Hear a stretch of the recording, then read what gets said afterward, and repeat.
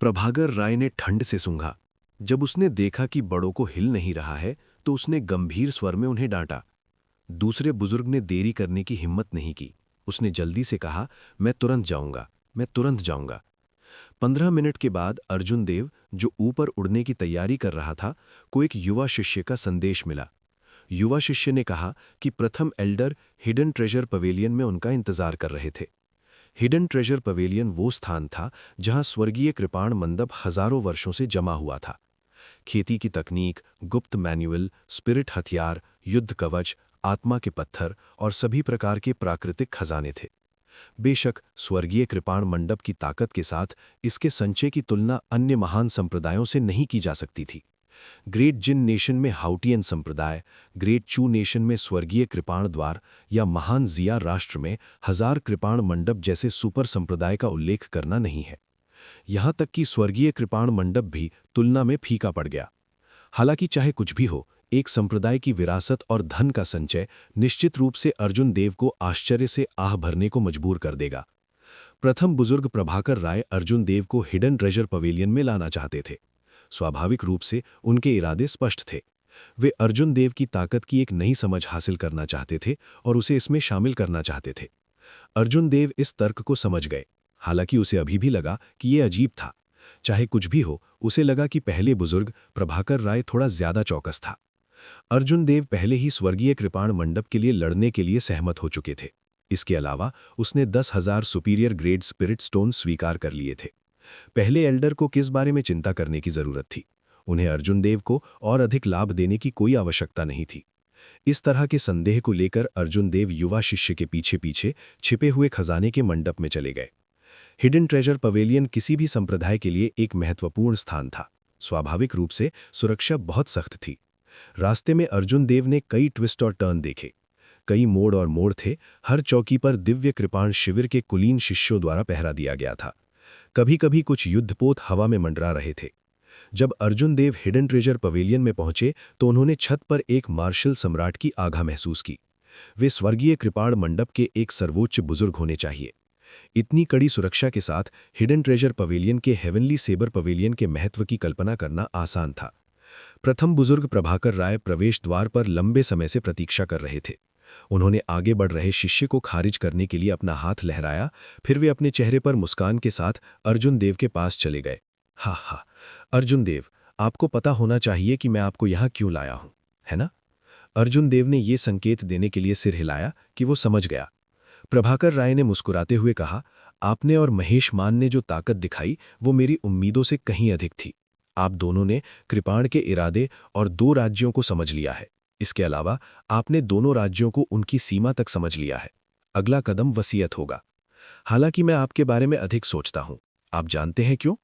प्रभाकर राय ने अपने ही प्रश्न का उत्तर दिया, क्योंकि आप प्राचीन उजाड़ मीनार की 8वीं मंजिल पर चढ़ गए थे।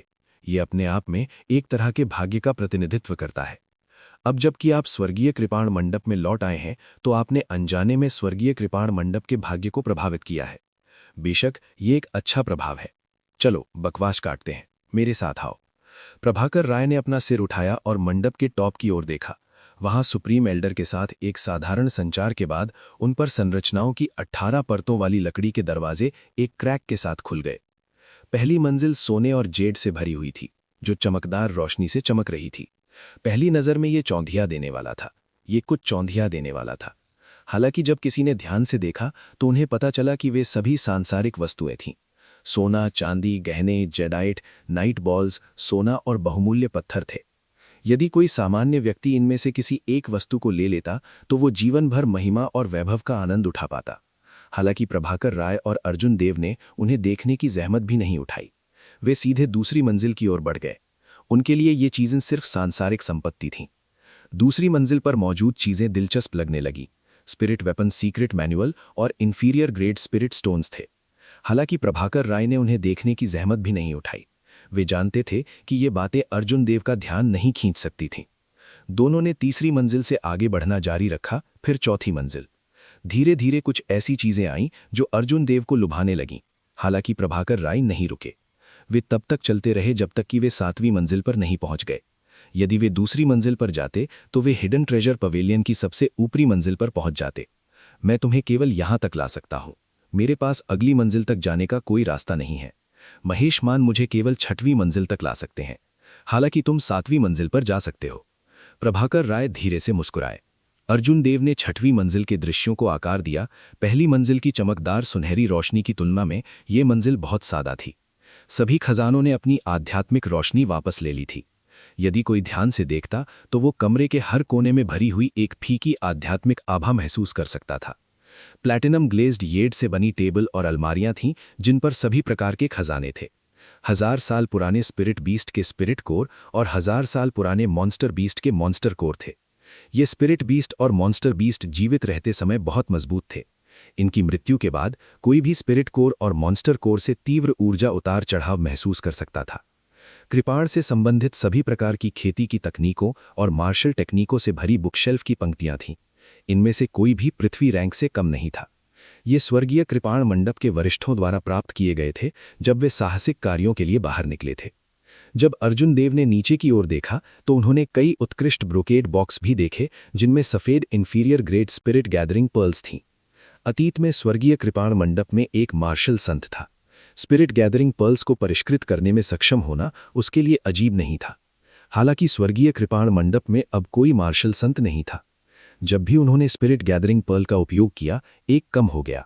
वे इसे केवल एक खजाने के रूप में मान सकते थे और इसे छुपा सकते थे। हथियारों के रैक पर 10 अलग अलग प्रकार के कृपाण थे।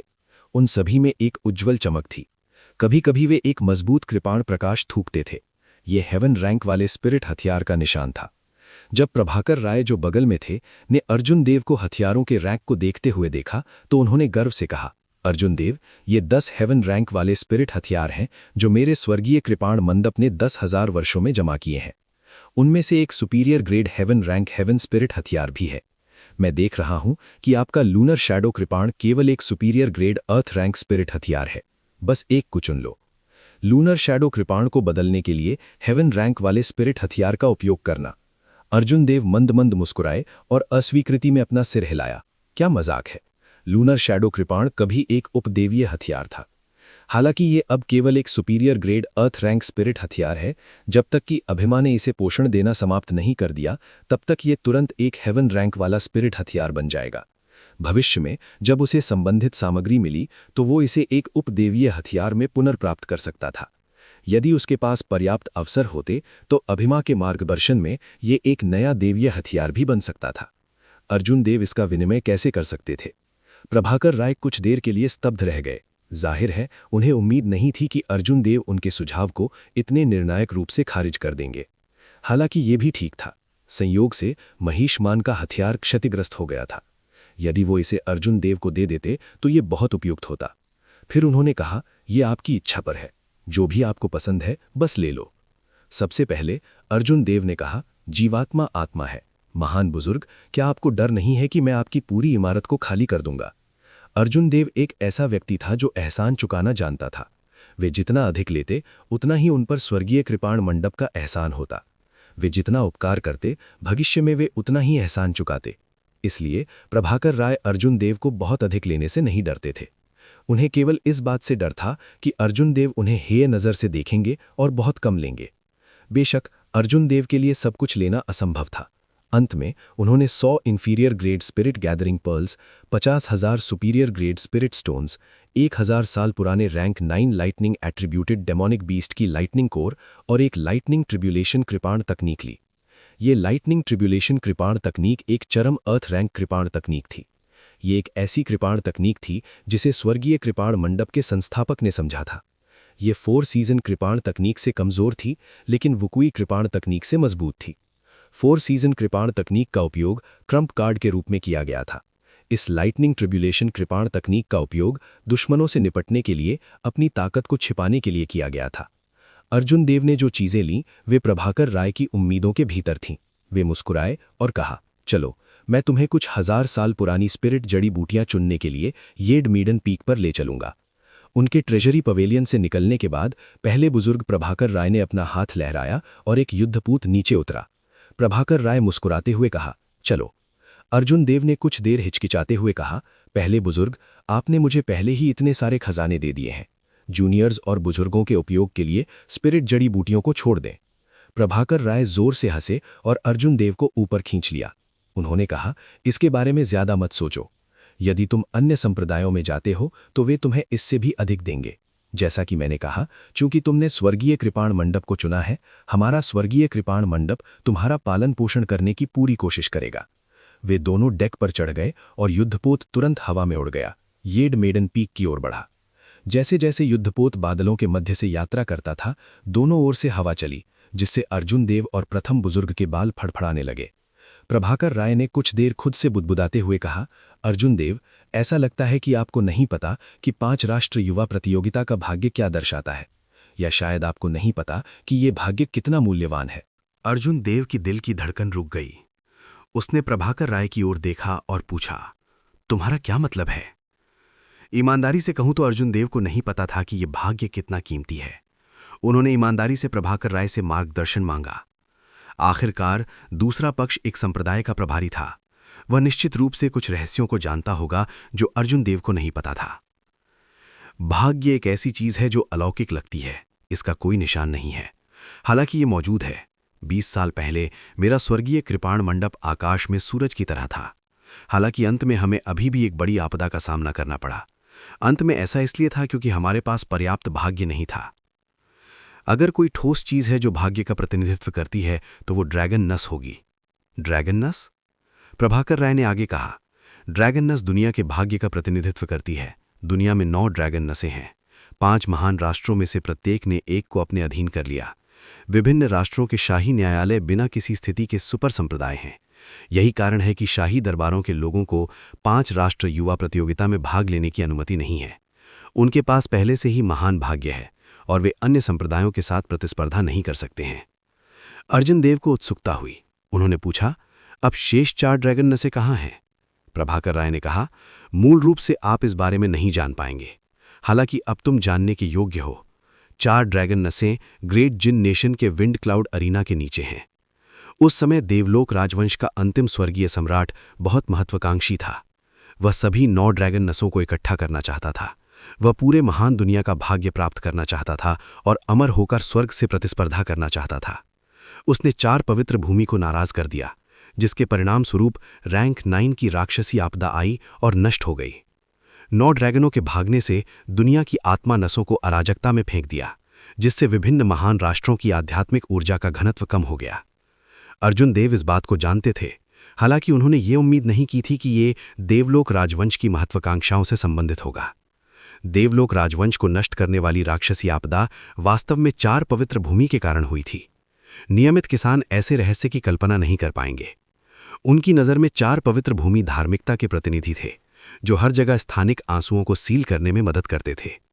प्रभाकर राय धीरे से मुस्कुराते हुए कहते हैं, महान जिन राष्ट्र के अलावा 5 महान राष्ट्रों के शाही दरबार सभी 4 पवित्र भूमि के प्रतिनिधि हैं। उस समय देवलोक राजवंश 4 पवित्र भूमि के समर्थन के कारण महाद्वीप को एकीकृत करने में सक्षम था। जिस कठपुतली का उन्होंने समर्थन किया वह अवज्ञाकारी थी। वह नहीं से उन्हें एक दूसरा ढूंढना था। वंग। अर्जुन देव का दिल कांप उठा। उसे उम्मीद नहीं थी कि ऐसा कोई रहस्य होगा। यह सोचना कि पवित्र भूमि इतनी मजबूत थी, यहां तक कि देवलोक सम्राट जैसा मजबूत व्यक्ति, अपनी पीढ़ी का नायक और 10,000 वर्षों तक प्रसिद्ध पवित्र भूमि के हाथों में सिर्फ एक मोहरा था। उस मामले में अब अर्जुन देव क्या था? वह मोहरा बनने के योग्य भी नहीं था। अचानक अर्जुन देव को एक समस्या नजर आई। यह अजीब महसूस करते हुए उसने पूछा, प्रथम एल्डर, आपने पहले 4 पवित्र भूमि का उल्लेख किया था, हालांकि केवल 3 पवित्र गुरु ही क्यों हैं? फीनिक्स का passion palace, white emperor city और डिवाइन मार्शल गेट। हालांकि 3 पवित्र गुरु बहुत रहस्यमय थे, लेकिन उनके नाम गुप्त नहीं थे। नमाटा कैसे भी गिना जाए, केवल 3 थे। प्रभाकर राय के भाव बदल गए। उसे पता था कि उसने बहुत कुछ कह दिया है। वह मुस्कुराया और कहा, आपको इसकी चिंता करने की जरूरत नहीं है। आपको बस इतना जानने की जरूरत है कि विंड क्लाउड अरीना के नीचे 4 ड्रैगन नसें सभी संप्रदायों के लिए निष्पक्ष रूप से प्रतिस्पर्धा करने का मौका है। जो भी अच्छी रैंकिंग प्राप्त करेगा उसे महान भाग्य प्राप्त होगा। इसके अलावा इस महान युग के आने के साथ केवल एक ड्रैगन नस ही अधिक से अधिक जागृत होगी। इस बार यह संभव है कि 4 ड्रैगन नसें जाग जाएंगी। इसलिए एक बार जब आप अच्छी रैंकिंग प्राप्त कर लेते हैं तो नमाटा मैं आपको कितना भी दे दूं, यह इसके लायक होगा। यह देखकर कि प्रभाकर राय और कुछ नहीं कहने को तैयार थे, अर्जुन देव ने जोर नहीं दिया। उसने केवल मन ही मन सोचा, एक दिन मैं व्यक्तिगत रूप से इन रहस्यों को उजागर करूंगा। मैं यह पता लगाऊंगा कि ब्लू ड्रैगन मार्शल स्पिरिट गिरी हुई पवित्र भूमि का प्रतिनिधित्व करती है या नहीं।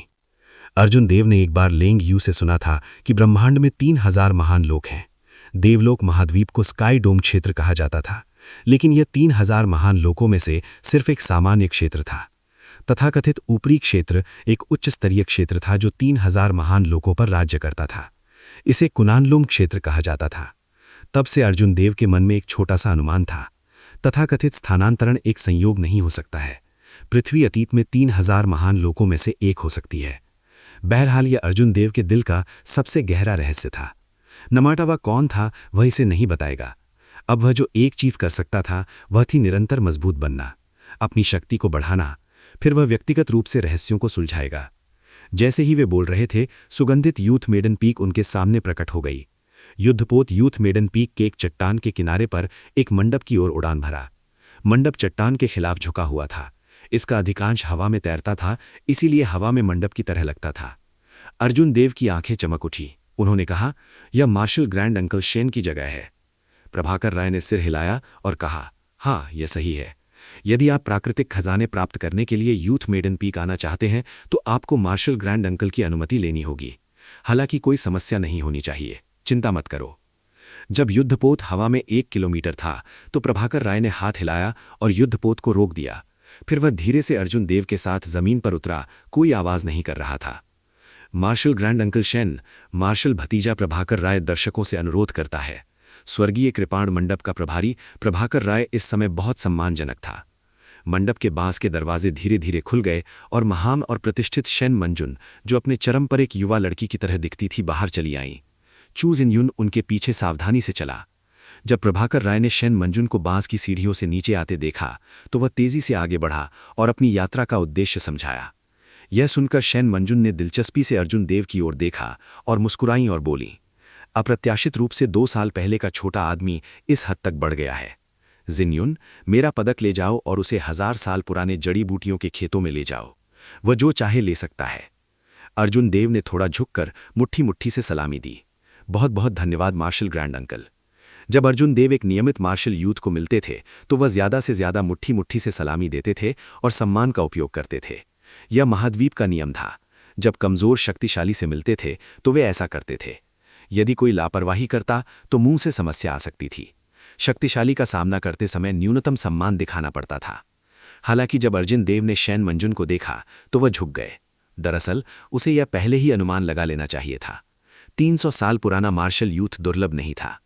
हालांकि शेन मंजुन अपने चरम पर एक युवा लड़की की तरह बूढ़े नहीं लगते थे। वह निश्चित रूप से मार्शल संत ऋषि क्षेत्र में एक पैर के साथ एक सुपर विशेषज्ञ थीं। वह अर्जुन देव के धनुष के योग्य थीं। चंचल को शेन मंजुन का पदक मिलने के बाद वह अर्जुन देव को जड़ी बूटियों के खेत में ले गईं।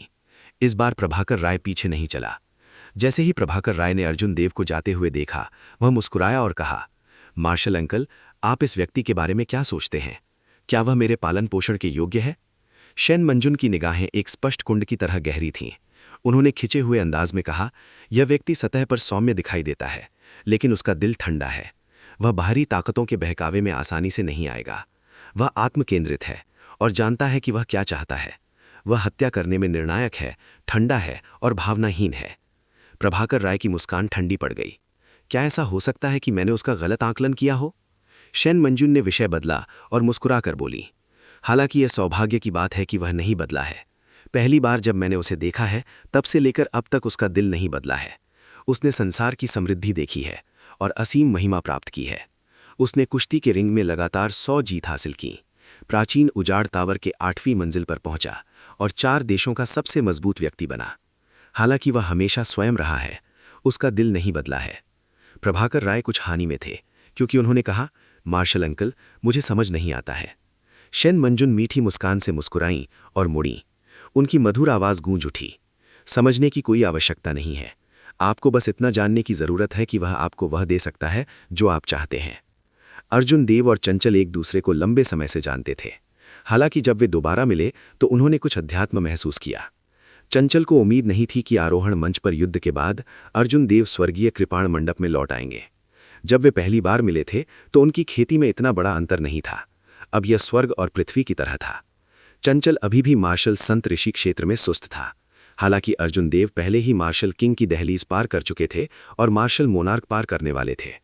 जूनियर सिस्टर चंचल, मुझे 10 विषम स्पिरिट जड़ी बूटियां खोजने में मदद करें जो लगभग 1000 साल पुरानी हैं। वे किसी किसान की खेती कर सकती हैं। चंचल के नेतृत्व के बाद दोनों जल्द ही यूथ मेडन पीक के 1000 साल पुराने जड़ी बूटियों के खेत में पहुंच गए। हालांकि परिणामों ने अर्जुन देव को निराश किया।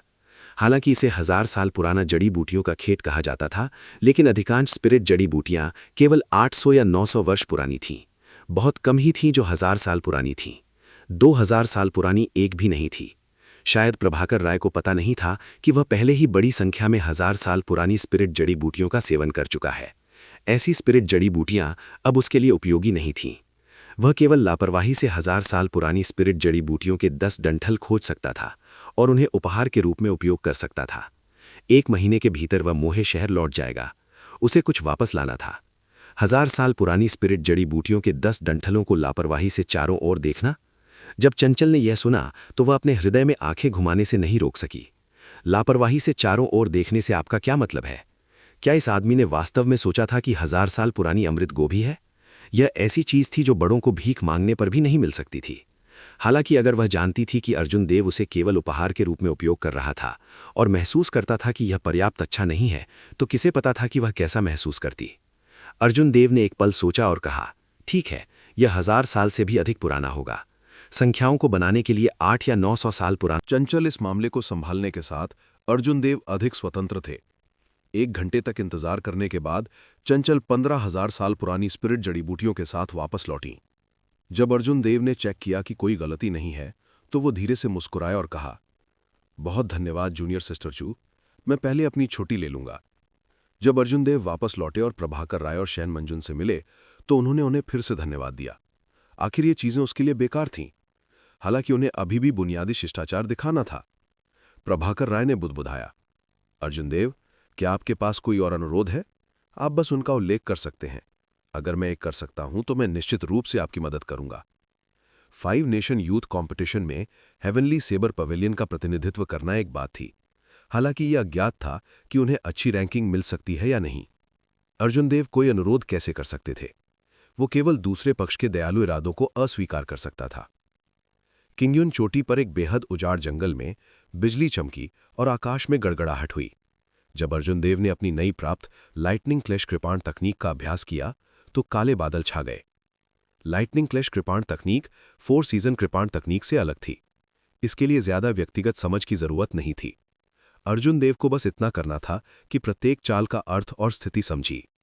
ये एक कृपाण तकनीक थी जिसे स्वर्गीय कृपाण मंडप के संस्थापक ने अपने शुरुआती वर्षों में समझा था, न कि बाद के वर्षों में। स्वाभाविक रूप से कठिनाई इतनी अधिक नहीं होगी। उस समय जब स्वर्गीय कृपाण मंडप के संस्थापक एक खतरनाक जगह में अनुभवात्मक प्रशिक्षण से गुजर रहे थे, तो उन्होंने संयोग से एक रैंक 9 स्पिरिट बीस्ट की खोज की जो अपने बिजली क्लेश से गुजर रहा था, जो एक मानव में बदलने की तैयारी कर रहा था। बिजली क्लेश की 9 परतों के नीचे स्वर्गीय कृपाण मंडप के संस्थापक ने इस 9 कृपाण बिजली क्लेश कृपाण तकनीक को समझा। वो 30 साल की उम्र से पहले अपनी खुद की कृपाण तकनीक बनाने में सक्षम था। इसके अलावा ये एक छोटी पृथ्वी रैंक कृपाण तकनीक थी। इस तरह की भयानक प्रतिभा के साथ ये कोई आश्चर्य नहीं था कि स्वर्गीय कृपाण मंडप के संस्थापक भविष्य में एम्परर वू की तरह कोई बन सकते हैं। एक निश्चित दृष्टिकोण से यदि अर्जुन देव अपनी स्वयं की 4 सीजन कृपाण तकनीक को पूरी तरह से समझ सकते हैं, तो उनकी प्रतिभा स्वर्गीय कृपाण मंडप के संस्थापक के बराबर होगी। प्रकृति में बिजली को स्वर्गीय दाव की इच्छा के रूप में देखा जाता है। यदि कोई इसकी अवहेलना करता है तो स्वर्गीय दाव सब कुछ नष्ट करने के लिए बिजली का क्लेश भेजेगा। अर्जुन देव बुदबुदाए, बिजली क्लेश कृपाण तकनीक की पहली 3 चालें शक्ति जमा करती हैं, अगली 3 बिजली बन जाती हैं और अंतिम 3 एक क्लेश नीचे लाती हैं। जब उच्चतम स्तर पर अभ्यास किया जाता है तो कोई स्वर्गीय दाव को चुराकर स्वर्ग की ओर से बिजली को दंडित कर सकता है।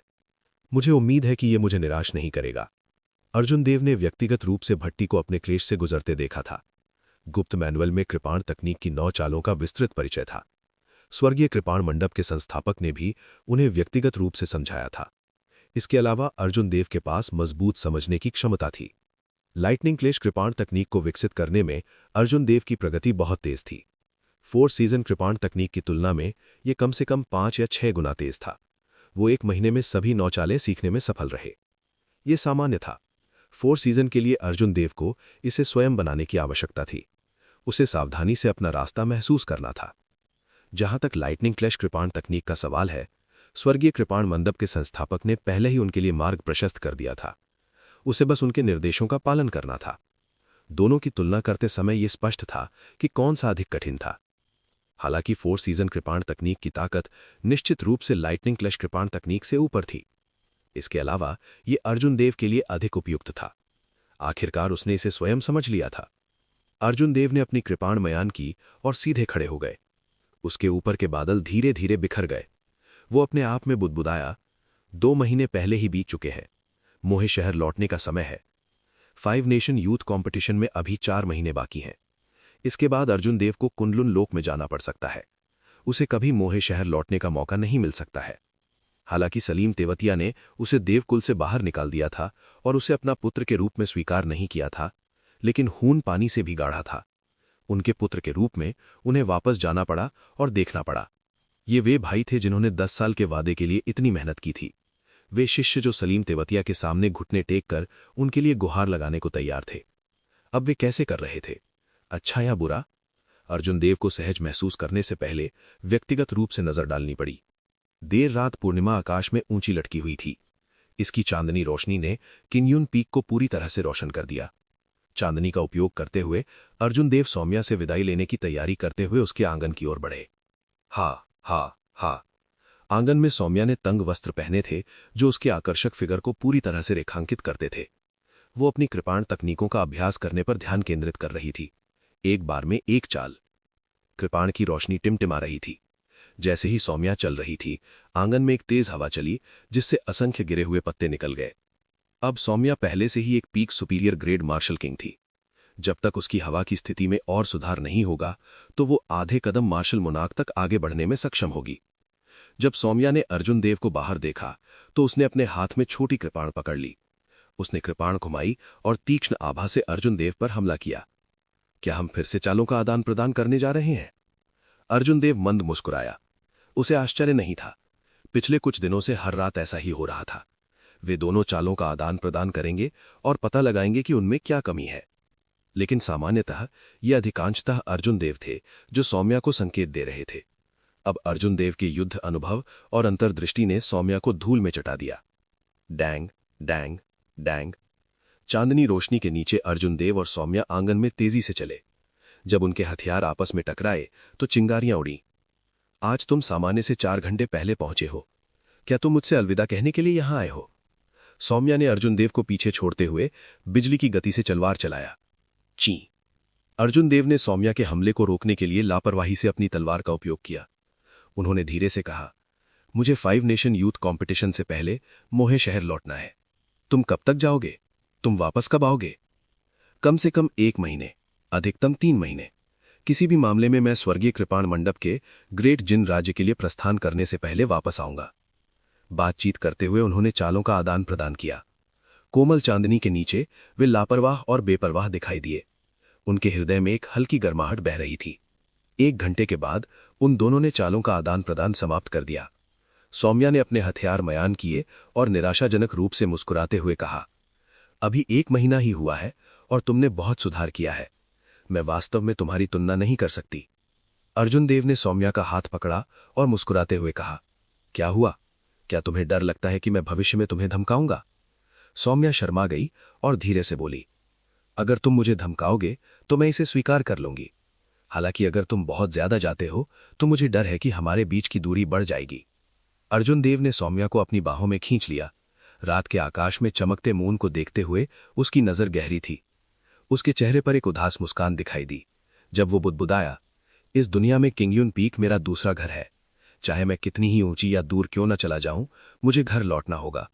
घर? सौम्या के हृदय में गर्माहट महसूस हुई। उसने अर्जुन देव की ओर देखा और धीरे से उसके होठों पर चोंच मारी। उसकी आंखें कोमलता से भर गईं।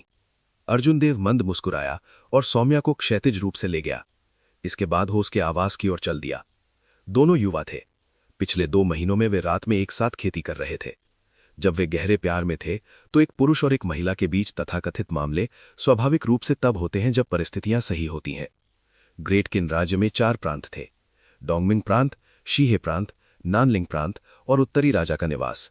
प्रत्येक प्रांत में 3 महाद्वीप थे और प्रत्येक प्रांत में 9 काउंटी थे। प्रत्येक काउंटी में कई छोटे शहर थे। मोहे शहर ऐसा ही एक छोटा शहर था। विशाल ग्रेट किन राज्य के मानचित्र में यह बिल्कुल भी अलग नहीं था। इसमें कोई नोट भी नहीं था। ग्रेट किन राज्य में ऐसे कई शहर थे। वे इतने साधारण थे कि वे अधिक सामान्य नहीं हो सकते थे। इस विशेष दिन पर मोहे शहर के द्वार पर एक नाजुक और सुंदर सफेद वस्त्रधारी युवक दूर से चला आया। उसकी कमर पर एक कृपाण थी और स्थिर गति से चलते समय उसकी अभिव्यक्ति शांत थी। आसपास के काश्तकारों के बीच वे सफेद कपड़ेधारी ब्लेड्समैन कोई शानदार सामान नहीं पहने थे। उन्होंने एक कृषक की आभा भी नहीं दी। हालांकि उन्होंने एक अनूठी आभा दी। वो सारासों के बीच मुर्गियों की तरह भीड़ से अलग दिखे। कई आसपास के मार्शल मास्टर्स मदद नहीं कर सके, लेकिन उसे देखें। सफेद कपड़ेधारी ब्लेड्समैन स्वाभाविक रूप से अर्जुन देव थे। स्वर्गीय कृपाण मंडप शीहे प्रांत में था और मोही शहर डोंगमिंग प्रांत में। एक पूर्व में था और दूसरा पश्चिम में। अर्जुन देव ने आधा महीना पूरी गति से यात्रा करते हुए बिताया। 4 साल तक यहां नहीं रहने के बाद अर्जुन देव ने जब इस जगह का दौरा किया तो एक फीकी मुस्कान प्रकट की। मैं पहले बिग ब्रदर मो फान से मिलने जाऊंगा। अगर कोई मौका हुआ तो मैं उसे लूनर शैडो कृपाण को बेहतर बनाने में मदद करने के लिए कहूंगा। Rank 6 thunder rock demonic core अब मेरी वर्तमान शक्ति के साथ तालमेल नहीं बिठा सकता है। जब अर्जुन देव ने लूनर शैडो कृपाण को बनाया तो वो एक महत्वहीन कृषक था। स्वाभाविक रूप से रैंक 6 थंडर रॉक समथिंग जो अर्जुन देव ने कल्पना करने की हिम्मत नहीं की थी। हालांकि अब जबकि वो आधा कदम मार्शल इमारत है तो वो तुरंत रैंक 6 राक्षसी जानवर को मार सकता है। ये राक्षसी कोर अब लूनर शैडो कृपाण के लिए उपयुक्त नहीं था। इस प्रकार जब अर्जुन देव ने स्वर्गीय कृपाण मंडप के छिपे हुए खजाने के मंडप में 1000 साल पुराने रैंक 9 बिजली के कारण जिम्मेदार राक्षसी कोर को देखा तो उन्होंने तुरंत एक ले लिया। शहर में प्रवेश शुल्क देने के बाद अर्जुन देव भीड़ का पीछा करते हुए शहर में घुस गए। सड़क के दोनों ओर के दृश्य ने अर्जुन देव के दिमाग में कई गर्म यादें ताज़ा कर दी। उसने शहर में एक रेस्टोरेंट खोजा और दूसरी मंजिल पर खिड़की के पास बैठा। उसने वेटर को बुलाया और उसे सोने की पुल्ली दी। उसने कहा, मैं जो भी पूछूं उसका जवाब दो। मुट्ठी के आकार के सोने के पिंडे ने वेटर की आंखों को चकाचौंधिया दिया। उसने जोर से उस पर थोड़ा सा काटा और जब उसे यकीन हो गया कि ये असली है तो वो जल्दी से झुक गया और मुस्कुराया। हे युवा हॉल, क्या ऐसा हो सकता है कि जिन कुलीन कुलों को मैंने नाराज किया था उन्होंने कोई कदम उठाया? ये सही नहीं हो सकता। सुहानी ने मुझसे वादा किया था कि वो उन कुलीन कुलों को देवकुल को छूने नहीं देगी। फ्लाइंग स्नो ट्रेड एसोसिएशन की विशाल ताकत के साथ कुलीन परिवार निश्चित रूप से लापरवाही से काम नहीं करेंगे। ये आत्मघाती होगा। पापा, अर्जुन देव ने सोने की 2 और सिल्लियां निकाली और उन्हें सौंप दिया। मैं आपसे फिर से पूछता हूं, 2 साल पहले वास्तव में ऐसा क्या हुआ था जिसके कारण देव कबीले का इतनी जल्दी पतन हो गया? जब वेटर ने सोने की 2 सिल्लियां देखीं तो उसका चेहरा खुशी से चमक उठा। हालांकि उनकी अभिव्यक्ति कुछ अजीब थी। वो मुस्कुराया और कहा, हम सिर्फ महत्वहीन लोग हैं। दरअसल यंग हीरो, आपको ये अनुमान लगाने में सक्षम होना चाहिए कि हम कोई गोपनीय जानकारी नहीं जानते हैं। वैसे भी 2 साल पहले देव कबीले के मुखिया और कुछ बुजुर्ग अचानक गंभीर रूप से घायल हो गए थे। उसके बाद सेन कबीले और तेवतिया कबीले ने उठ खड़े हुए और उन कई क्षेत्रों को छीन लिया जो मूल रूप से देव कबीले के थे। अर्जुन देव ने हाथ हिलाया और वेटर को विदा कर दिया। ऐसा जवाब पाकर उन्हें बहुत आश्चर्य नहीं हुआ। एक रेस्टोरेंट का वेटर कल्टीवेटर भी नहीं था। ये कल्पना करना आसान था कि वो कितना जानता होगा। अर्जुन देव ने केवल लापरवाही से पूछा था और ज्यादा उम्मीद नहीं रखी थी। हालांकि अब उन्हें सिरदर्द हो रहा था। मूल रूप से वो वेटर से देव कबीले की स्थिति के बारे में पूछना चाहते थे। उन्हें यह खबर मिलने की उम्मीद नहीं थी कि देव कबीला गंभीर संकट में पड़ गया है। मुझे जाकर बिग ब्रदर एडविक से पूछना चाहिए। अपनी ताकत से उसे कुछ ऐसा पता होना चाहिए जो वेटर ने नहीं किया। हा, ललिता देव, मुझे उम्मीद नहीं थी कि आप मेरे रेस्टोरेंट में भोजन करने के लिए आओगे। आओ, एक निजी कमरे में चलते हैं। मैं धनुष प्रताप तुम्हारा इलाज करूंगा। जैसे ही अर्जुन देव बिल का भुगतान करके जाने वाले थे, नीचे हॉल से एक परिचित आवाज आई। अर्जुन देव ने गहन विचार में प्रवेश किया। ये नाम धनुष प्रताप जाना पहचाना लग रहा था। कुछ देर सोचने के बाद आखिरकार अर्जुन देव ने अपनी याददाश्त के कोने से इस व्यक्ति को ढूंढ लिया। धनुष प्रताप, सेन वंश के मुखिया के दूसरे पुत्र। उनके बड़े भाई रोहित सेन का एक बार अर्जुन देव से झगड़ा हुआ था। रोहित सेन को अभी भी कोई महत्वपूर्ण व्यक्ति माना जाता था, लेकिन ये धनुष प्रताप कुछ भी नहीं था। हालांकि अर्जुन देव का लहजा काफी अहंकारी था। जहां तक ललिता देव की बात है, स्वाभाविक रूप से अर्जुन देव उन्हें नहीं भूलेंगे। वो देव कबीले की शिष्या थी जिसने उसके साथ मुकदमे में भाग लेते समय उसके लिए विनती की थी। अर्जुन देव पर भी अपने बगल के युवाओं का गहरा प्रभाव था। वे युवी देव थे जो एक अलग उपनाम के साथ देव वंश के शिष्य थे। वे ललिता देव से बहुत प्यार करते थे। युवी देव को एक बार बड़ी आपदा का सामना करना पड़ा था और वे ललिता देव को बचाने के लिए अपने जीवन का उपयोग करने के लिए भी तैयार थे। ऐसा लग रहा था कि वे दोनों सफल हो गए हैं। अभी उन दोनों को कुछ परेशानी का सामना करना पड़ रहा था। ललिता देव ने धनुष प्रताप की ओर ठंडे भाव से देखा और खड़ी हो गई। कितना अशुभ है, हम शांति से भोजन भी नहीं कर सकते। युवी देव, चलो चलते हैं। ललिता देव को बहुत उदास महसूस हुआ। उसने बचपन से ही इस रेस्टोरेंट के सिग्नेचर डिश खाए थे। इस बार वो युवी देव के साथ भोजन के लिए बाहर निकलने से खुद को रोक नहीं सकी। हालांकि इससे पहले कि वे खाना शुरू करें, वे उस व्यक्ति से मिले जिसे वे सबसे कम देखना चाहते थे। आप छोड़ना चाहते हैं? क्या आपने मेरी अनुमति मांगी है? धनुष प्रताप ने ठंडे स्वर में सूंघा। उसके अधीनस्थ तुरंत दोनों के पीछे हटने के रास्ते को काटने के लिए आगे बढ़ गए। युवी देव का चेहरा डूब गया। उसने अपना दाहिना हाथ अपने हथियार पर रखा और ललिता देव को अपने पीछे ढाल लिया।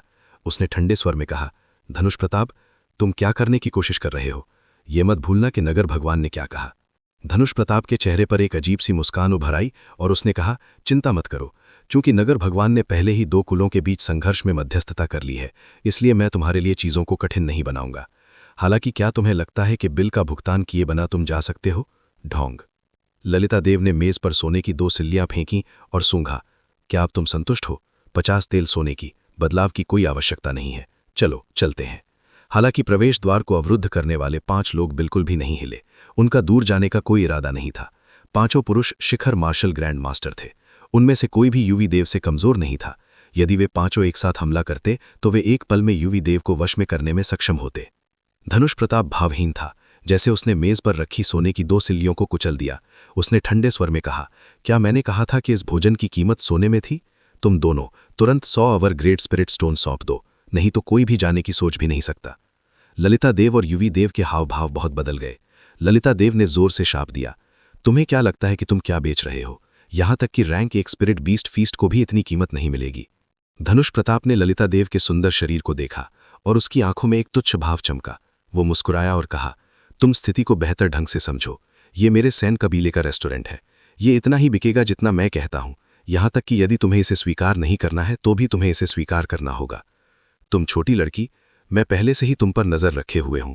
तुम्हारी हिम्मत कैसे हुई कि तुमने खुद को बाघ की मांद में भेज दिया? मैं 5 तक गिनूंगा। यदि तुम स्पिरिट स्टोन्स का भुगतान करने में असमर्थ हो तो मैं तुम्हें अपने शरीर से भुगतान करूंगा। धनुष प्रताप ऐसा व्यवहार कर रहा था जैसे वो स्थिति को नियंत्रित कर रहा हो। वर्तमान में सैन कबीला सुर्खियों में था। उसके शब्द मोहे शहर में कानून थे। यहां तक कि नगर भगवान को भी उन्हें कुछ चेहरा देना पड़ा। 5, 4। धनुष प्रताप की उल्टी गिनती के बाद प्रवेश द्वार पर 5 लोग भयानक रूप से हंसने लगे। उनकी आभा उन दोनों पर बंद हो गई, किसी भी पल हमला करने की तैयारी में। 1, हमला करो, धनुष प्रताप ने ठंडे स्वर में चिल्लाया। 5 आदमी तुरंत झपट पड़े। ललिता देव को इतना डरा दिया कि वो पीली पड़ गई। पुह। हालांकि बस इसी समय 5 दबी हुई दयनीय चीखें गूंज उठीं। दबंग आभा वाले 5 शिखर मार्शल ग्रैंड मास्टर्स बिना किसी चेतावनी के सांस लेना बंद करके गिर पड़े। दूसरी मंजिल पर उत्साह देखने के लिए रेलिंग पर झुके रहे किसान सभी आश्चर्यचकित थे। भीड़ के बीच अर्जुन देव ने शराब का फ्लास्क पकड़ा हुआ था। उसने एक फीकी मुस्कान प्रकट की, जैसे उसने जल्दी से अपने मुंह में शराब डाली। हॉल में मौजूद धनुष प्रताप चौंक गया। उसके पीछे एक नौकर ने जल्दी से 5 लोगों की सांसें चेक की। उसने अपना सिर उठाया और कांपती हुई आवाज में कहा, दूसरा यंग मास्टर, ऐसा लगता है कि वे सभी मर चुके हैं। ललिता देव और युवी देव दोनों ही हार में थे। ये स्पष्ट रूप से जीवन और मृत्यु का मामला था। ये इस तरह कैसे निकला? अभी भी नहीं जा रहे हो? तुम यहां किस लिए खड़े हो? बस इसी समय उन दोनों के मन में एक आवाज गूंजी। वे दोनों चकित थे और जल्दी से चारों ओर देखने के लिए अपना सिर उठा लिया। देखना बंद करो, तुम मुझे नहीं ढूंढ पाओगे, वापस जाओ। उनके मन में आवाज फिर से गूंजी। ललिता देव और युवी देव ने एक दूसरे की नजरों से देखा। वे जानते थे कि किसी विशेषज्ञ ने उनकी मदद करने के लिए एक कदम उठाया है। इसके अलावा वो खुद को दिखाना नहीं चाहता था। वे अब और नहीं रुके और जल्दी से जाने के लिए मुड़ गए। छोड़ना चाहते हो? कोई रास्ता नहीं है। इससे पहले कि हम इस मामले को स्पष्ट रूप से जांचें, तुम में से किसी को भी छोड़ने की अनुमति नहीं है। आह! धनुष प्रताप क्रोधित हो गया। वो हवा में कूद गया और खुद को लॉन्च कर दिया। हालांकि जैसे ही धनुष प्रताप का शरीर हवा में उड़ा, एक विशाल निराकार हाथ एक अदम्य बल के साथ उस पर दबाव डाल रहा था। धनुष प्रताप बेहद ही हास्यास्पद स्थिति में पा की ध्वनि के साथ गिर पड़ा। ये इतना हास्यास्पद था जितना कोई कल्पना कर सकता है। धनुष प्रताप का चेहरा जमीन पर गिरा और वो अपने चेहरे के बल गिर पड़ा। हा हा हा, यंग मास्टर सैन, आपके कार्य किसी सामान्य व्यक्ति के समान नहीं है। आपने घर पर लंबे समय तक अभ्यास किया होगा। ललिता देव खिलखिला उठीं और युवी देव के साथ दरवाजे से बाहर चली गईं। इस बूढ़े के लिए मत भागो। धनुष प्रताप का दाहिना हाथ जोर से जमीन पर टकराया। उसका शरीर हवा में उड़ गया और वो फिर से खड़ा होने वाला था। अर्जुन देव धीरे से मुस्कुराया और अपने दाहिने हाथ से शराब का फ्लास्क एक तरफ रख दिया। फिर उसने अपने बाएं हाथ से पाम स्ट्राइक किया। एक विशाल बल शून्य के माध्यम से बिना किसी निशान के संचारित हुआ। पापा। एक और भारी गड़गड़ाहट सुनाई दी। धनुष प्रताप सबसे पहले जमीन पर गिर पड़ा। इस बार वो और भी बुरी तरह से गिर गया। उसका आधा चेहरा लाल था और उसकी नाक और मुंह से खून का एक निशान रिस रहा था। लानत है, लानत है, लानत है। इस बूढ़े आदमी को विश्वास नहीं है कि मैं खड़ा नहीं हो सकता। धनुष प्रताप ने गुस्से में शाप दिया। उसने अपना सार प्रसारित किया और अपने दाहिने हाथ से जमीन को तोड़ दिया। जब धनुष प्रताप ने अपना सार भेजा तो तेज हवा चली और धूल उड़ गई। धनुष प्रताप हवा में उड़ गया। उसकी हरकतें तेज और फुर्तीली थीं। इसके बाद वो पा ध्वनि के साथ गिर गया। पा पा पा। धनुष प्रताप ने 10 से अधिक बार कोशिश की। गिरने से उसका पूरा चेहरा खून बह रहा था। हालांकि उसने कितनी भी कोशिश की, वो खड़ा नहीं हो सका। प्रभाव से हॉल का फर्श टूट गया। पहले तो हंगामा देख रहे लोग जोर जोर से हंस पड़े। उन्हें लगा कि ये लड़का हास्यपूर्ण है। जब उन्होंने उसके सामान्य अहंकारी रवैये के बारे में सोचा तो वे अपने दिलों में बहुत लापरवाह महसूस करते थे। हालांकि जब उन्होंने धनुष प्रताप की दयनीय स्थिति को देखा तो उनके चेहरे की मुस्कान गायब हो गई। उन सभी को लगा कि ये बच्चा बहुत अधिक पीड़ित है। इस हद तक सबक सिखाया जाना मारे जाने से भी बदतर था। धनुष प्रताप को इस बात की परवाह नहीं थी कि दूसरे उसके बारे में क्या सोचते हैं। वो फिर भी बहुत मुश्किल से खड़े होने की कोशिश कर रहा था। इस बार उसने सावधानी से अपने हाथ जमीन पर रखे। उसने अपना बायां पैर जमीन पर रखा और धीरे धीरे खड़ा हो गया। उसके खून से लथपथ चेहरे पर आशा की अभिव्यक्ति दिखाई दी। उसने धीरे से अपनी पीठ झुकाई और एक बार में एक कदम उठाकर खड़ा हो गया। बगल में मौजूद नौकर जल्दी से मुस्कुराया और कहा, यंग मास्टर, आप सफल हुए। धनुष प्रताप ठठाकर हंसे। हा हा हा हा, क्या तुम मेरे साथ खिलवाड़ कर रहे हो? अरे नहीं, अगर मुझे पता चलता है कि ये किसने किया तो मैं ये सुनिश्चित करूंगा कि उसका पूरा कबीला मर जाए। मुझे आश्चर्य है कि अब मोहे सिटी में अंतिम निर्णय किसका है। पा। इससे पहले कि वो अपनी बात समाप्त कर पाता, धनुष प्रताप का पूरा शरीर उड़ते हुए जमीन पर गिर गया। इस बार जिस बल का उसने इस्तेमाल किया वो इतना बड़ा था और आवाज इतनी तेज थी कि रेस्टोरेंट में हर कोई इसे स्पष्ट रूप से सुन सकता था। सभी को लगा कि उनके दिल की धड़कन कम हो गई है। उनमें से कई अब और देखना सहन नहीं कर सकते थे। उन्होंने अपनी आंखें बंद कर लीं, देखने में असमर्थ थे। ये बच्चा बहुत दुखी था। पूरे कबीले को मार डाला? अर्जुन देव मन ही मन ठंडे स्वर में मुस्कुराया। 4 साल तक नहीं लौटने के बाद लोगों का ये समूह वास्तव में उस समय का सबक भूल गया था। अर्जुन देव अपनी मेज पर वापस चले गए और शराब का फ्लास्क नीचे रख दिया। फिर उसने सोने की एक पिंड को बाहर फेंक दिया और खिड़की से बाहर कूद गया। उपस्थित काश्तकारों में से उच्चतम खेती केवल एक शिखर मार्शल ग्रैंड मास्टर थी। अर्जुन देव एक हाफ स्टेप मार्शल सम्राट थे। वे ये भी नहीं समझ सके कि उसने कैसे हमला किया था। ये स्वर्ग और पृथ्वी के बीच का अंतर था। 4 घंटे बाद नौकर रेस्टोरेंट के हॉल में धनुष प्रताप के पास बैठ गया। उन्होंने कड़वाहट से सलाह दी, दूसरे युवा मास्टर, कृपया उठो, रेस्टोरेंट में सभी लोग चले गए हैं। धनुष प्रताप ने अपना सिर जमीन पर दबा लिया। वो इतना दर्द में था कि उसके चेहरे से आंसू बह निकले। उसने गुस्से से डांटा, स्क्रैम, आप क्या जानते हैं? क्या आप इस दूसरे यंग मास्टर को खुद को मूर्ख बनाते हुए देखना चाहते हैं? अगर तुम मुझे पीट पीट कर मार भी दोगे तो भी मैं नहीं उठूंगा। मेरे चेहरे पर दर्द हो रहा है। क्या आप ये जानते हैं? मोहे शहर की एक सुनसान गली में अर्जुन देव ने अपनी याद में मार्ग का अनुसरण किया और धीरे धीरे अद्विक की स्मृति की ओर अपना रास्ता बना लिया। अद्विक की स्मृति वैसी ही थी जैसी 4 साल पहले थी। ये अभी भी बेहद सरल और कच्चा था। प्रवेश द्वार पर मौसम से पीटा हुआ साइन बोर्ड लगाया गया था। ऐसा लग रहा था कि ये किसी भी समय नीचे गिर जाएगा। दरवाजे खुले थे। अर्जुन देव बहुत देर तक वहीं खड़े रहे, अतीत के विभिन्न दृश्यों के बारे में सोचते रहे। जैसे ही उसने अपने हाथ में लूनर शैडो कृपाण को देखा, उसे कई भावनाएं महसूस हुईं। 4 साल पहले उन्होंने यहाँ लूनर शैडो कृपाण बनाया था। उसने 1000 साल पहले के एक आदमी से बात की और उसे न रुलाने का वादा किया। उस समय वो उस आदमी की पहचान नहीं जानता था और वो नहीं जानता था कि वो आदमी कितना प्रतिभाशाली था। अर्जुन देव को अच्छी तरह से समझने के बाद ही उन्हें एहसास हुआ कि वो वादा कितना भारी था। ये वादा थंडर किंग की तलवार प्राप्त करने के बराबर था।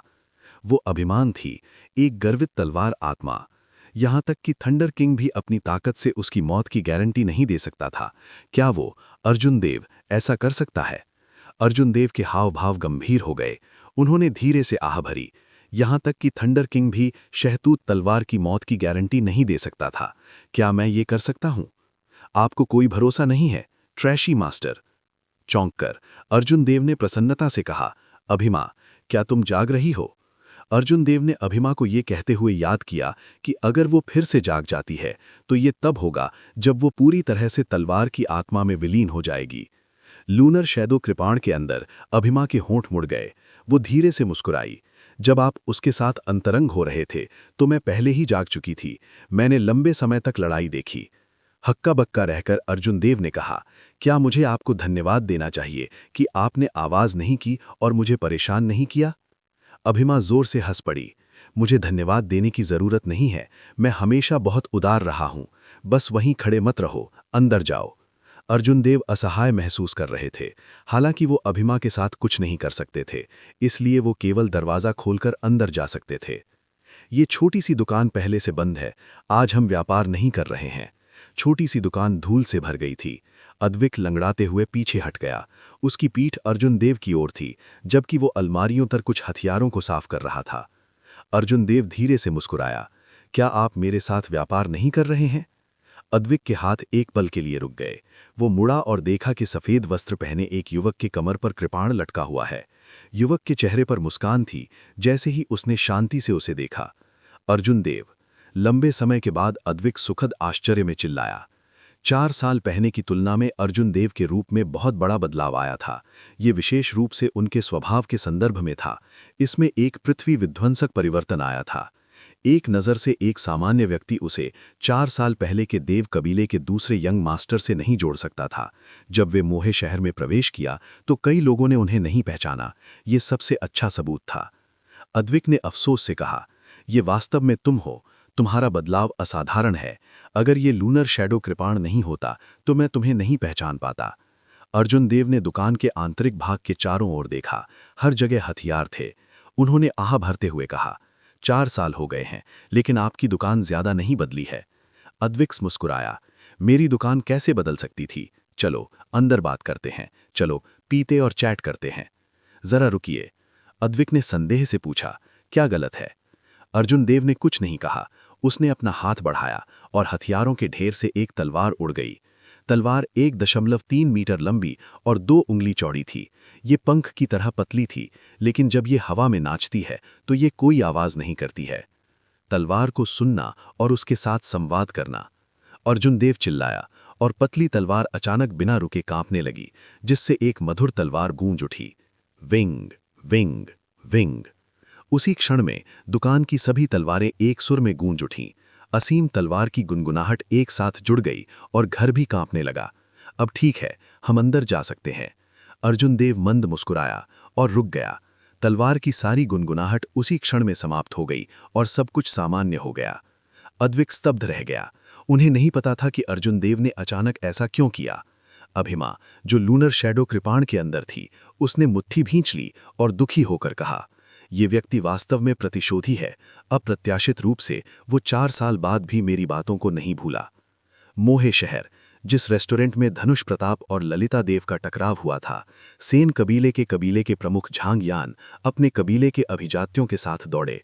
जमीन में दरार आ गई थी, साथ ही जमीन पर रेंगते हुए धनुष प्रताप भी उठने से इनकार कर रहे थे। 5 आदमी भी जमीन पर गिरे हुए थे, जो उठने में असमर्थ थे। दरवाजे पर यतिंदर सेन के चेहरे पर बेहद उदास भाव थे। उसने नौकर को बुलाया और उदास स्वर में कहा, जो कुछ भी हुआ मुझे विस्तार से बताओ। अप्रत्याशित रूप से 5 मार्शल ग्रैंड मास्टर्स की मृत्यु हो गई। एक मार्शल ग्रैंड मास्टर मोहे शहर के कुलीन लड़ाकू बल था। अब जबकि उनमें से 5 की एक ही बार में मृत्यु हो गई तो यतिंदर सेन मदद नहीं कर सके और बुरे मूड में थे। नौकर ने घबराकर जो कुछ भी हुआ वो सब बता दिया। जब उसने यतीन्द्र सेन को धनुष प्रताप को ऊपर खींचने के लिए जाते देखा तो उसने उत्सुकता से कहा, मास्टर, उसके पास जाकर उससे बात मत करो। यंग मास्टर की भावनाएं सही नहीं है। यतीन्द्र सेन ने उसकी ओर देखा और उसे कोई परवाह नहीं थी। उसने मन ही मन सोचा, मैं उसका बूढ़ा आदमी हूं, उसे फोन करने में क्या गलत है। पैर मारना, निरा बेवकूफ। क्या तुमने मेरी बात नहीं सुनी? इस बूढ़े आदमी के चेहरे पर दर्द होता है। मैं उठना नहीं चाहता। अब मुझे कोई भी बुला ले, ये बूढ़ा आदमी नहीं उठेगा, उन्होंने कहा। जब धनुष प्रताप ने कदमों की आहट सुनी तो वो तुरंत जोर से चिल्लाया। एक किक मारते ही यतीन्द्र सेन के हाव भाव बदल गए। धनुष प्रताप का पूरा शरीर एक जोरदार धमाके के साथ उड़ गया। जब धनुष प्रताप ने देखा कि ये यतीन्द्र सेन है तो वो जल्दी से उठ गया। हालांकि जैसे ही वो आधा ऊपर था उसे कुछ भयानक लग रहा था, इसलिए वो जल्दी से वापस लेट गया। पिताजी, मैं वास्तव में अब उठ नहीं सकता। मेरी चिंता मत करो, मुझे पहले रात के लिए यहाँ लेटने दो। अगर मैं यहाँ झूठ नहीं बोलूंगा तो मैं असहज महसूस करूंगा, धनुष प्रताप ने उदास भाव से कहा। कचरा, उसे वापस ले आओ। इन 5 लोगों की लाशों को वापस लाओ ताकि प्रभुदूत जांच कर सकें। कोई जरूरत नहीं है, मैं पहले से ही यहाँ हूँ। किसी समय काले कपड़े पहने एक युवा किसान हॉल की छत से उतरा। उनके काले वस्त्रों पर कई प्राचीन पैटर्न कढ़ाई किए गए थे, जिससे वे गरिमापूर्ण और रहस्यमय लग रहे थे। जब यतीन्द्र सेन ने इस व्यक्ति को देखा तो उन्होंने जल्दी से सम्मानपूर्वक कहा, नमस्कार भगवान दूत। काले कपड़े पहने उस व्यक्ति ने यतीन्द्र सेन के रवैये को नजरअंदाज कर दिया और 5 लोगों की लाशों की जांच करने लगा। उसने एक लाश को पलट दिया और उस व्यक्ति के माथे में एक खूनी छेद की खोज की। यही मौत का कारण था। काले कपड़े पहने आदमी ने अपना हाथ खोला और चूसा। उस व्यक्ति का सिर दाएं बाएं ऐसे हिलने लगा जैसे अंदर कुछ फंस गया हो। शिव! खूनी छेद से एक छोटा सा टुकड़ा उड़ गया। एक कर्कश आवाज के साथ टुकड़ा उड़ गया। बढ़ती हुई शक्ति फैल गई और लाश का सिर एक धमाके के साथ फट गया, सीधे पाउडर में पिसने लगा। यतीन्द्र सेन सहित आसपास के सेन कबीले के किसान सभी चौंक गए। उनका रंग पीला पड़ गया। यहाँ तक कि एक शेष ऊर्जा भी इतनी शक्तिशाली हो सकती है, ऐसा करने वाला व्यक्ति कितना मजबूत था। नकाब पेश व्यक्ति ने अपने हाथ में टुकड़े को देखा और सदमे में कहा, ये एक औसतन दर्जे का ग्रेट स्पिरिट स्टोन का टुकड़ा है। जिस व्यक्ति ने इसे बनाया है वास्तव में उदार है। यतीन्द्र सेन ने सावधानी से पूछा, लॉर्ड एनवॉय, ये व्यक्ति कितना मजबूत है? काले कपड़े पहने आदमी ने उदासीनता से कहा, मध्य श्रेणी मार्शल किंग के बारे में। इस बारे में चिंता मत करो, मैं इससे निपट लूंगा। दुकान के सभी श्रमिकों को बुलाओ, वो व्यक्ति पहले भी यहाँ रहा होगा। हम उनसे पूछताछ करने के बाद कोई फैसला कर पाएंगे। औसतन दर्जे का मार्शल किंग। यतीन्द्र सेन की छाती कस गई। देव कबीले का प्रमुख केवल एक अवर श्रेणी का मार्शल राजा था। यदि ये व्यक्ति मध्य श्रेणी मार्शल किंग होता तो उसे मारना आसान होता। सौभाग्य से लॉर्ड दूत ने बात की थी। मध्य श्रेणी मार्शल किंग कोई समस्या नहीं होगी। स्मिथ के पिछवाड़े में अद्विक ने एक मुख शराब पी ली। अर्जुन देव के प्रश्न सुनने के बाद उन्होंने आह भरी और कहा, उस समय आपने मुझे एक पत्र लिखा था जिसमें मुझसे देवकुल की देखभाल करने में मदद करने के लिए कहा था। मैंने इसे हमेशा याद रखा है। हालांकि मैं इस बार आपकी मदद नहीं कर सकता। अर्जुन देव उत्साहित महसूस कर रहे थे, वास्तव में इससे कहीं अधिक था। सुबह में उन्होंने वेटर से सुना था कि देव कबीले के मुखिया और प्रथम एल्डर गंभीर रूप से घायल हो गए थे। अर्जुन देव ने पहले ही अनुमान लगा लिया था कि इसमें और भी कुछ है, इसलिए वो ललिता देव और प्रथम एल्डर से मिलने की जल्दी में नहीं था। उसने पहले अपनी पहचान छिपाने की योजना बनाई। 4 साल पहले सलीम तेवतिया पहले से ही एक शिखर मार्शल संत थे। अब जबकि 4 साल बीत गए हैं, सलीम तेवतिया की शक्ति को देखते हुए वो निश्चित रूप से एक मार्शल किंग होंगे। जो व्यक्ति उन्हें घायल कर सकता था वो निश्चित रूप से एक उच्च रैंक का मार्शल किंग होगा। यदि सेन कबीले ने अपनी बचतों का कुछ हिस्सा एक अवर ग्रेड मार्शल किंग को नियुक्त करने के लिए खर्च किया तो ये संभव हो सकता था। हालांकि अगर वो एक उच्च रैंक के मार्शल किंग को नियुक्त करना चाहते थे तो सेन कबीला इसे बहन नहीं कर पाएगा। यदि वे इसे बहन कर पाते तो सेन कबीले ने बहुत पहले ही मोहे शहर पर विजय प्राप्त कर ली होती। 10 साल के वादे के लिए इंतजार करने की जरूरत नहीं थी। अद्विक ने आगे कहा, 2 साल पहले हेवनली सेंट कल्ट नामक एक संप्रदाय राजपुर काउंटी में आया था। ये बहुत शक्तिशाली है और आपके पिता को उनके संप्रदाय के दूत के लोगों द्वारा घायल किया गया था। सेन कबीला भी स्वर्गीय संत पंथ के द्वारा समर्थित एक कठपुतली है। अर्जुन देव ने शराब का एक घूंट पिया और भौहें चढ़ाते हुए कहा, पवित्र स्वर्गीय चर्च, वे कहाँ से आए? मैंने उनके बारे में कभी नहीं सुना। अद्विक ने उदास होकर कहा, मैंने पवित्र स्वर्गीय चर्च की विस्तार से जांच की है। उनकी एक महान और रहस्यमयी पृष्ठभूमि है। मेरे पास पहले से ही कुछ अनुमान है, लेकिन मुझे अभी तक यकीन नहीं है। मैं वही कहूँगा जो मुझे यकीन है। राजपुर काउंटी में कुल 6 छोटे शहर हैं। प्रत्येक शहर में पवित्र स्वर्गीय चर्च द्वारा समर्थित एक कठपुतली है। उन्होंने अनजाने में पूरे राजपुर काउंटी की सभी अंडरग्राउंड शक्तियों को नियंत्रित कर लिया है। मैंने अन्य काउंटियों में घूमने में कुछ समय बिताया और पाया कि कई काउंटियों में पवित्र स्वर्गीय चर्च की शाखाएं हैं। वे सभी काउंटियों की अंडरग्राउंड शक्तियों को नियंत्रित करने के लिए कठपुतलियों को समर्थन करने का समान तरीका उपयोग करते हैं। ऐसा लगता है कि पूरे महान किन राज्य में पवित्र स्वर्गीय चर्च की शाखाएं हैं। हालांकि वे प्रेफेक्चरी शहरों में नहीं बल्कि काउंटियों में सक्रिय हैं, इसलिए उन्होंने ज्यादा ध्यान आकर्षित नहीं किया। अर्जुन देव गहन विचार में प्रवेश कर गया, लेकिन उन्होंने इसके बारे में ज्यादा नहीं सोचा। उनकी राय में पवित्र स्वर्गीय चर्च सिर्फ एक छोटी फ्राई थी।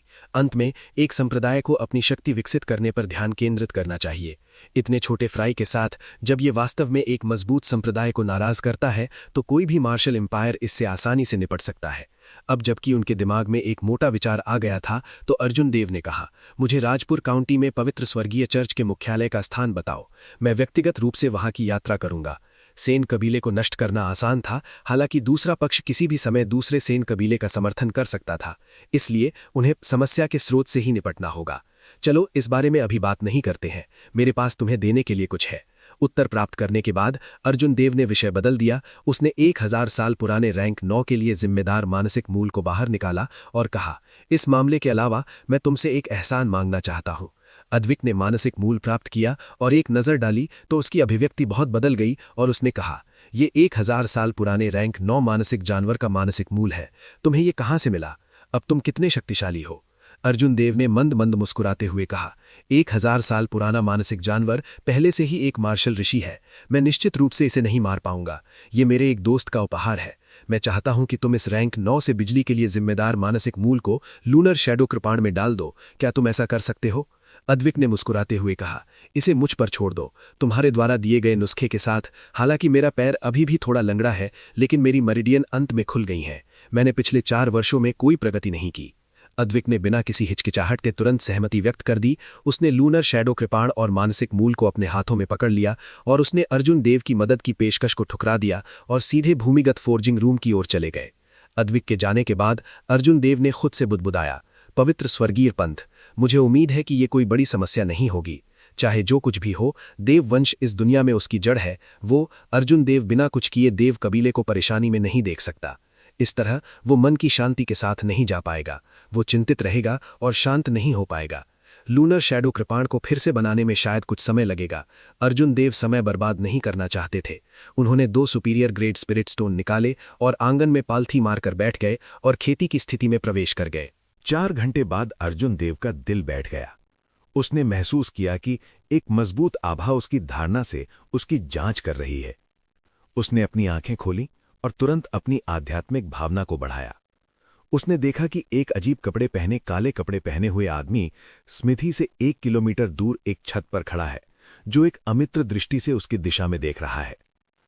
काले कपड़े पहने आदमी ने अपनी धारणा वापस ले ली और धीमी आवाज में कहा, सफेद कपड़े, नाजुक चेहरे की विशेषताएं, 22 साल से अधिक पुरानी नहीं। ऐसा लगता है कि ये यही व्यक्ति है। हालांकि उनसे निपटना आसान नहीं लगता है। क्या तुम मुझे ढूंढ रहे हो? उसके पीछे से अचानक एक आवाज आई। जब काले कपड़े पहने आदमी ने यह सुना तो उसकी अभिव्यक्ति काफी बदल गई। उसने जल्दी से अपना सिर घुमाया और देखा कि अर्जुन देव किसी समय प्रकट हुए थे। उन्हें भावहीन रूप से देख रहे थे। रहस्यमयी होने का नाटक कर रहा है, मरो। काले कपड़े पहने आदमी की प्रतिक्रिया बहुत तेज थी। जैसे ही वो मुड़ा, उसने हथेली पर प्रहार किया। उसकी हथेली में एक उग्र लाल चमक थी। एक सुनहरी स्वर्गीय रॉक छवि ने अपने पंख फैलाए और चिल्लाया, जिससे उग्र लाल चमक और भी अधिक चमकदार और चमकने लगी। ड्रैगन निडर। अर्जुन देव भावहीन रहे। उसने अपनी दाहिनी मुट्ठी को कसकर पकड़ लिया और उसकी सारी वाइटल क्यूई बढ़ गई। एक नीला ड्रैगन सिर प्रकट हुआ और क्रूरता से दहाड़ने लगा। एक गुंजेमान ड्रैगन दहाड़ गूंज उठी। स्वर्गीय रॉक अपने पंख फैलाता है, आसपास के वातावरण को हिलाता है। हवाएं चलती हैं और बादल मंथन करते हैं। मेरे पास निडर ड्रैगन दहाड़, हवाएं और बादल टूट जाते हैं। बैंग। नीला ड्रैगन सिर उग्र लाल चमक में क्रैश हो गया। चमक बिखर गई और गायब हो गई। काले कपड़े पहने आदमी ने खून का एक बड़ा कौर उल्टी किया और उसके पीछे का सुनहरा स्वर्गीय रॉक बिखर गया। काले कपड़े पहने आदमी ने वापस उड़ान भरी और नीचे की छत में एक बड़ा छेद तड़सेट लिया। इसके बाद एक जोरदार बूम हुआ और एक शॉक वेव फट गया। ऊंची इमारत ढह गई और मलबे में बदल गई, जिससे काले कपड़े पहने आदमी दब गया। ये ताकत में पूर्ण अंतर का परिणाम था। काले कपड़े पहने आदमी केवल एक सुपीरियर ग्रेड मार्शल किंग था। वो अर्जुन देव का विरोध कैसे कर सकता था, जो एक हाफ स्टेप मार्शल एम्बरर था। आकाश में ऊंचे में अर्जुन देव ने जमीन पर पड़े मलबे को ठंडे से देखा। उसकी आंखों में एक जानलेवा इरादा फैल गया। दहाड़। मलबे के नीचे से एक भेदी पक्षी की चीख आई। अनगिनत पत्थर के टुकड़े जमीन से ऊपर उठे और हवा में तैरने लगे। काले कपड़े पहने आदमी ने हवा में उड़ान भरी और उसके पीछे का सुनहरा स्वर्गीय रॉक एक बार फिर सुधर गया। अब इसकी ताकत और भी मजबूत हो गई थी। निडर ड्रैगन पंजा। अर्जुन देव का फिगर टिमटिमा गया। वो इतना तेज था कि काले कपड़े पहने आदमी समय पर प्रतिक्रिया नहीं कर सकता था। उसके बाएं हाथ का नीला ड्रैगन पंजा हवा में फट गया। काले कपड़े पहने आदमी के शरीर पर 5 खूनी घाव दिखाई दिए। उसके पीछे का सुनहरा स्वर्गीय रॉक बुरी तरह से चिल्लाया। उसके पंख उड़ गए और वो सुनहरी रोशनी की किरणों में बदल गया। तुम बहुत ज्यादा हो। Bang bang bang. काले कपड़े पहने आदमी ने भयंकर रूप से दहाड़ते हुए कहा। गोल्डन हेवनली रॉक ने एक बार फिर सुधार किया और अर्जुन देव पर हमला किया। उसके हाथ में उग्र रोशनी ठोस, चमकदार और भेदी लग रही थी। पर्याप्त नहीं। निडर ड्रैगन ब्रेक। अर्जुन देव ने थोड़ा सिर हिलाया। एक विचार के साथ उसके दाहिने हाथ पर ड्रैगन का सिर और उसके बाएं हाथ पर ड्रैगन का पंजा सिर से पूंछ तक जुड़ गया, जो एक पूर्ण ब्लू ड्रैगन में बदल गया। एक गुंजेमान ड्रैगन दहाड़ आकाश में उड़ गई। सजीव ब्लू ड्रैगन ने अपने दांत और पंजे खोल दिए जैसे ही वो क्रूरता से दहाड़ रहा था। काले कपड़े पहने आदमी के कपड़े फटे हुए थे। उसने एक बड़े कौर से खून की उल्टी की और जमीन पर गिर गया, फिर से उठने में असमर्थ रहा। शो। अर्जुन देव की आकृति चमक उठी और काले कपड़े पहने आदमी के पास पहुंच गई। फिर जैसे एक चील एक चूजे को पकड़ता है, उसने काले कपड़े पहने आदमी को उठा लिया और ठंडे स्वर में पूछा, तुम मेरा पीछा क्यों कर रहे हो? काले कपड़े पहने आदमी का पीला चेहरा खून से रहित था। वो अजीब तरह से हंसा और अर्जुन देव पर एक कौर खून थूक दिया। बैंग। अर्जुन देव की दाहिनी आंख से बैंगनी रोशनी की लौ निकली और खून तुरंत एक खूनी धुंध में वाष्पित हो गया। काले कपड़े पहने आदमी को तब तक झुलसाया जब तक कि वो दर्द से चिल्लाया नहीं। मैं तुमसे एक बार और पूछूंगा, एक आखिरी बार, तुम कौन हो? तुम मेरा पीछा क्यों कर रहे हो? अर्जुन देव ने शांत भाव से ठंडे स्वर में पूछा। काले कपड़े पहने आदमी ने निडरता से जवाब दिया, अगर तुम में हिम्मत है तो मुझे मार दो। मैं पवित्र स्वर्गीय चर्च से सिर्फ एक महत्वहीन व्यक्ति हूं। अगर तुम मुझे मार भी दोगे तो इससे कुछ नहीं बदलेगा। तुम अर्जुन देव हो, है ना? बस देव कबीले के नष्ट होने का इंतजार करो। काले कपड़े पहने आदमी की राय में देव कबीले ने उसे वापस पकड़ रखा था। अर्जुन देव उसे मारने की हिम्मत बिल्कुल नहीं करेगा। बूम। अर्जुन देव ने काले कपड़े पहने आदमी के शरीर को उठाया और उसे हवा में ऊंचा उछाल दिया। काले कपड़े पहने आदमी को तुरंत अपने दिल में एक अदम्य भय महसूस हुआ, जैसे ही वो कुछ कहने वाला था। काले कपड़े पहने आदमी ने दर्द से कराहा और सांस लेना बंद कर दिया। अर्जुन देव की आंखों से बैंगनी रोशनी का एक तीर निकला और काले कपड़े पहने आदमी के माथे को छेद दिया। उस पल में काले कपड़े पहने आदमी को अपने दिल में अफसोस महसूस हुआ, हालांकि उन्हें अब पछताने का मौका नहीं मिला। जमीन पर काले कपड़े पहने आदमी की लाश को देखते हुए अर्जुन देव ने शांति से कहा, मुझे महत्वहीन पवित्र स्वर्गीय चर्च की परवाह नहीं है, तो अब आप वास्तव में मर सकते हैं। काले कपड़े पहने आदमी की लाश को अपने हाथ में पकड़ते हुए अर्जुन देव वापस अद्विक के लोहार के पास दौड़े, जब तक कि भीड़ ने उन्हें घेर नहीं लिया। 4 घंटे बाद अद्विक थके हुए भाव से भूमिगत स्मिथ से बाहर निकला और उसके हाथ में मयान में एक नया लूनर शैडो कृपाण था। जमीन पर काले कपड़े पहने आदमी की लाश को देखकर अद्विक दंग रह गया। उसने कहा, यह मोहे शहर में पवित्र स्वर्गीय चर्च का दूत है, तुमने इसे मार दिया? अर्जुन देव ने सिर हिलाया और कहा, यह सिर्फ एक छोटा सा चरित्र है, इससे परेशान होने की जरूरत नहीं है। मुझे कृपाण पर एक नजर डालने दो। का कृपाण को अपने दाहिने हाथ से पकड़ते हुए अर्जुन देव ने कृपाण में बढ़ती ऊर्जा को महसूस किया। उसने धीरे से अपना दाहिना हाथ आगे बढ़ाया और पिच ब्लैक कृपाण ने तुरंत एक बैंगनी रोशनी छोड़ी। कृपाण से टिमटिमाते बिजली के बोल्ट निकले। आंगन में बिजली के तार इधर उधर उछलने लगे। का अर्जुन देव ने तेजी से कृपाण आगे बढ़ाई और पूरी कृपाण खींच ली। तुरंत एक भेदी बैंगनी बिजली ने पूरे आंगन को रोशन कर दिया। अर्जुन देव ने किसी प्रकार की शक्ति का प्रयोग नहीं किया, ये लूनर शैडो सेबर की अपनी शक्ति थी। अद्विक ने मुस्कुराते हुए कहा, लूनर शैडो कृपाण अब एक सच्चा superior grade heaven rank spirit weapon है। ये तीक्ष्णता और बिजली से भरपूर है। इसकी शक्ति पहले से 20% अधिक मजबूत है। अर्जुन देव ने अपने चेहरे पर एक उत्साहित मुस्कान प्रकट की। उन्होंने कहा, मुझे पता था कि आप इसके लिए सक्षम हैं। बहुत बहुत धन्यवाद। कृपाण को मयान में लौटाते हुए अर्जुन देव ने यूनिवर्स रिंग से 1000 साल पुराना ब्लैक प्रोफाउंड जिनसिंग निकाला और अद्विक को सौंप दिया। दूसरे पक्ष को इसे अस्वीकार करने की अनुमति नहीं दी। अर्जुन देव मंद मंद मुस्कुराए और कहा, इसे अस्वीकार मत करो। आपने देव कबीले का इतने लंबे समय तक ध्यान रखा है और मुझे 2 बार लूनर शैडो कृपाण बनाने में मदद की है। तार्किक रूप से कहें तो ये मेरा कर्ज है। 1000 साल पुराना ब्लैक प्रोफाउंड जिनसिंग अद्विक की कल्टीवेशन को 20 साल तक बढ़ाने के लिए पर्याप्त था। ईमानदारी से कहें तो प्रलोभन बहुत बड़ा था। हा, उस स्थिति में मैं सम्मानपूर्वक स्वीकार करूंगा। इसके बाद आपकी क्या योजनाएं हैं? अद्विक ने पूछा। अर्जुन देव ने अपने दाहिने हाथ से लूनर शैडो कृपाण को कसकर पकड़ लिया और शांति से कहा, यह बहुत सरल है। मैं समस्या की जड़ पर हमला करूंगा और उन सबको मार डालूंगा। जब तक वे खतरा थे, उसे उन्हें खत्म करना होगा। अर्जुन देव अन्य तरीकों पर विचार करने की जहमत नहीं उठा सकते थे। 5 राष्ट्र युवा प्रतियोगिता कुछ ही महीने दूर थी।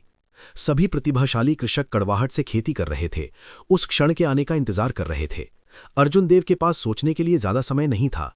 अद्विक ने पूछा, क्या आप देवकुल की यात्रा करने का इरादा नहीं रखते हैं? आपने बहुत कुछ किया है। अगर आपके पिता को इसके बारे में पता होता तो वो पुनर्विचार कर सकते थे। अर्जुन देव एक पल के लिए रुके और एक कड़वी मुस्कान प्रकट की। उसने अपना सिर हिलाया और कहा, कोई जरूरत नहीं है। चूंकि उसने मेरा पीछा किया इसलिए उसकी अपनी योजनाएं होनी चाहिए। मैं बस वापस आऊंगा और दूर से देखूंगा। चलिए चलते हैं।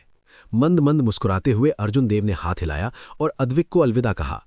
Heavenly Z mountain Rajpur county की सबसे बड़ी पर्वत श्रृंखला थी। यहां तक कि मोहे सिटी का 7 हॉर्न माउंटेन भी आधा भी बड़ा नहीं था।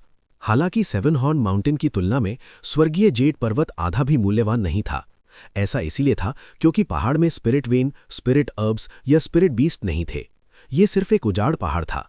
हालांकि इस उजाड़ पहाड़ पर, जिस पर किसी ने ध्यान नहीं दिया, किसी समय एक विशाल महल बनाया गया था। हालांकि महल बड़ा था लेकिन इसे बहुत ही लो प्रोफाइल तरीके से बनाया गया था। ये हरे भरे जंगल में छिपा हुआ था। यदि कोई आकाश में ऊंचाई नहीं उड़ाता है तो उसे ढूंढना कठिन होगा। शहर की दीवारों पर हर कुछ मीटर पर क्रॉसबो पकड़े हुए किसान थे। उन्होंने सतर्कता से चारों ओर देखा। ऐसा लग रहा था कि दीवारें लोहे से बनी थीं, अभेद। ये महल राजपुर काउंटी में पवित्र स्वर्गीय चर्च का मुख्यालय था। अद्विक से इसकी सही लोकेशन जानने के बाद अर्जुन देव आधे दिन में वहां पहुंचे। आप क्या करने की योजना बना रहे हैं? अभिमा ने लूनर शैडो कृपाण के भीतर से पूछा। बादलों में छिपे अर्जुन देव ने अपना सिर उठाया और डूबते हुए सूरज की ओर देखा। उसने धीरे से कहा, चलो आसमान के अंधेरा होने का इंतजार करते हैं। जब अर्जुन देव ने अपनी आध्यात्मिक बुद्धि से महल को स्कैन किया तो इस महल की तथाकथित रक्षा उसके लिए एक मजाक की तरह थी। वो सब कुछ स्पष्ट रूप से देख सकता था, कोई रहस्य नहीं था। महल में 5 मार्शल किंग थे। हालांकि सबसे मजबूत केवल एक सुपीरियर ग्रेड मार्शल किंग था। अन्य 4 केवल इंफीरियर ग्रेड मार्शल किंग्स थे। वे अर्जुन देव की रुचि को बिल्कुल भी नहीं बढ़ा सकते थे। वो अपने हाथ के फ्लिप से उन्हें आसानी से नष्ट कर सकता था। यही कारण था कि अर्जुन देव शुरू से ही पवित्र स्वर्गीय चर्च के बारे में बहुत अधिक नहीं सोचते थे। उनकी योजनाएं चाहे कितनी भी अच्छी हों, पूर्ण शक्ति से पहले वे सभी सिर्फ एक मजाक थे। हालांकि अभिमा अर्जुन देव की तरह रिलैक्स नहीं थी। उन्होंने कहा, क्या आपने कभी सोचा है कि छोटे राजपुर काउंटी में 5 मार्शल किंग हैं? यदि ऐसा है तो पवित्र स्वर्गीय चर्च के कितने आधार हैं? इतने सारे मार्शल किंग्स वाला संगठन निश्चित रूप से उतना सरल नहीं है जितना आप सोचते हैं। अर्जुन देव ने मुस्कुराते हुए कहा, स्वाभाविक रूप से मैंने इसके बारे में सोचा है, इसलिए मुझे आसमान के अंधेरा होने का इंतजार करना पड़ता है। जब यहां हर कोई मर जाएगा तो केवल सच्चा दर्द होगा। तभी लोगों के इस समूह को एहसास होगा कि जिस व्यक्ति को उन्होंने नाराज किया है वो नहीं है जिसे वे अपमानित कर सकते हैं। इसलिए वे खुद को संयमित करेंगे। अभिमा ने मुस्कुराते हुए कहा, तुम मूर्ख नहीं हो, मुझे चिंता करने की कोई जरूरत नहीं है। उस स्थिति में चलो बस इसे करते हैं। पश्चिम में सूरज डूब गया और रात हो गई। रात स्याही की तरह अंधेरी थी। बादलों की परतों ने आकाश को रंग दिया और पूरी दुनिया अंधकार में डूब गई। अर्जुन देव, जो अपनी आंखें बंद करके आराम कर रहे थे, ने अपनी आंखें खोली और चमकीले रोशनी वाले महल को देखा। उसके होंठ एक फीकी मुस्कान में मुड़ गए जब वो नीचे गोता लगाया। मोहे सिटी में सेन क्लैन के आंगन में महान हॉल में भीड़ थी। सेन क्लैन के सभी अभिजाते वर्ग, मार्शल ग्रैंड मास्टर और उससे ऊपर यहां एकत्र हो गए थे। कुछ मार्शल सेंट अतिथि बुजुर्ग भी आ गए थे। कोई भी अनुपस्थित नहीं था। सेन क्लैन के प्रमुख यतिंदर सेन महान हॉल के बीच में बैठे थे। पिछले 2 वर्षों के तेजी से विकास पर भरोसा करते हुए सेन परिवार, जिसने शहर की अधिकांश संपत्तियों को नियंत्रित किया था, ने कई विशेषज्ञों को शामिल किया था। 10 से अधिक मार्शल सेंट और 100 से अधिक मार्शल ग्रैंड मास्टर थे। यतिंदर सेन एक इंफीरियर ग्रेड मार्शल किंग थे। उन्हें मोहे सिटी में एक शिखर विशेषज्ञ माना जाता था। ऐसी मजबूत ताकत के साथ मोहे सिटी में कोई उन्हें नहीं रोक सकता था। यहां तक कि एक बार गौरवशाली देव क्लैन भी नहीं कर सकता था। जहां तक पिछले तेवतिया क्लैन का सवाल था, वे पहले ही तीसरे दर्जे के क्लैन में सिमट गए थे, जो अपना चेहरा भी नहीं दिखा सकते थे। इस समय हॉल में माहौल कुछ निराशाजनक था। कोई नहीं बोला। सभी के चेहरे उत्साह, सावधानी, गंभीरता और उत्सुकता से भरे हुए थे। कुलपति, क्या आप सच में कल जियाओ परिवार के खिलाफ कदम उठाने की योजना बना रहे हैं? क्या हम पहले ही सिटी लॉर्ड्स के अनुरोध पर सहमत नहीं हो गए हैं? अंत में एक बुजुर्ग जो बड़ा था मदद नहीं कर सका और पूछा। यतिंदर सेन ने उदासी से कहा, मूल रूप से मैं कुछ समय और इंतजार करने के लिए तैयार था। हालांकि दिन के दौरान रेस्टोरेंट में जो हुआ उसके बाद मुझे डर है कि स्थिति बदल सकती है। मैं अब इंतजार नहीं कर सकता। हालांकि मैंने सुना है कि देव क्लैन का दूसरा युवा मास्टर अब तेवतिया कृपाण मंदिर का शिष्य है। क्या यह हो सकता है? क्या हो सकता है? एक छोटी आंखों वाले युवा कृषक ने चिंतित होकर पूछा। जैसे ही ये शब्द सामने आए, कुछ कृषकों ने जो 4 साल पहले के अनुभव का अनुभव किया था, ने डर के भाव प्रकट किए। यतिंदर सेन का हृदय भी कठोर हो गया। 4 साल पहले वे देव क्लान में रास्ता बनाने के लिए एक टीम का नेतृत्व नहीं कर रहे थे। वे जीवित रहने के लिए भाग्यशाली थे, जिसके परिणाम स्वरूप आज सेन क्लैन की महिमा हुई। हालांकि तेवतिया क्लैन के प्रमुख और मजबूत लेंग क्लैन के प्रमुख की एक ही समय में मृत्यु हो गई थी। उनके क्लैन्स का भी पतन हो गया था। हालांकि यतिंदर सेन जल्द ही शांत हो गए। वे मुस्कुराए और बोले, डरने की कोई जरूरत नहीं है। अब हमारे पास पवित्र स्वर्गीय चर्च है जो हमारी रक्षा कर रहा है। इसके अलावा सलीम तेवतिया का बेटा बड़ा हो गया है। क्या मेरा सबसे बड़ा बेटा भी नहीं है? वो अब मिस्टी स्वॉर्ड संघ का मुख्य शिष्य है। इसके अलावा उस मैचडे को पहले ही सलीम तेवतिया ने क्लैन से निकाल दिया था। तुम सब किस बात को लेकर चिंतित हो? अब सबसे अच्छा अवसर है। जबकि देव क्लैन सोचता है कि हम सिटी लॉर्ड के समझौते का पालन करेंगे, हम उन्हें फिर से उठने से रोकने के लिए एक घातक झटका देंगे। जब तक देववंश नष्ट नहीं होगा, तब तक मैं चैन से भोजन या नींद नहीं ले पाऊंगा। तय करो, जो लोग कल हमला करने के लिए सहमत हैं, अपना हाथ उठाएं। उपस्थित अधिकांश कृषकों ने हाथ उठाने में हिचकिचाहट नहीं की। देव क्लैन को नष्ट करना विशाल संसाधनों प्राप्त करने के बराबर था। उनके लिए कई फायदे होंगे। स्वाभाविक रूप से वे सभी इसे आजमाने के लिए उत्सुक थे। जब कुछ सतर्क कृषकों ने इस स्थिति को देखा, तो वे केवल निस्सहाय होकर अपने हाथ उठा सकते थे। यतिंदर सेन ने संतोष में कहा, बहुत अच्छा, हम कल रवाना होंगे और देव क्लैन को खून से धो डालेंगे। अब से गोपनीयता के लिए किसी को भी इस महान हॉल से बाहर निकलने की अनुमति नहीं है। पूसी, इस समय अर्जुन देव पवित्र स्वर्गीय चर्च का नरसंहार कर रहे थे, जिसे सेन क्लैन के प्रमुख ने एक खतरा माना था। पवित्र स्वर्गीय चर्च, जिसे सेन क्लैन के प्रमुख ने पवित्र स्वर्गीय चर्च सोचा था, अर्जुन देव के हाथों में सब्जियों की तरह मर गया। उसने अपनी कमर पे लूनर शैडो कृपाण खींचने की भी जहमत नहीं उठाई।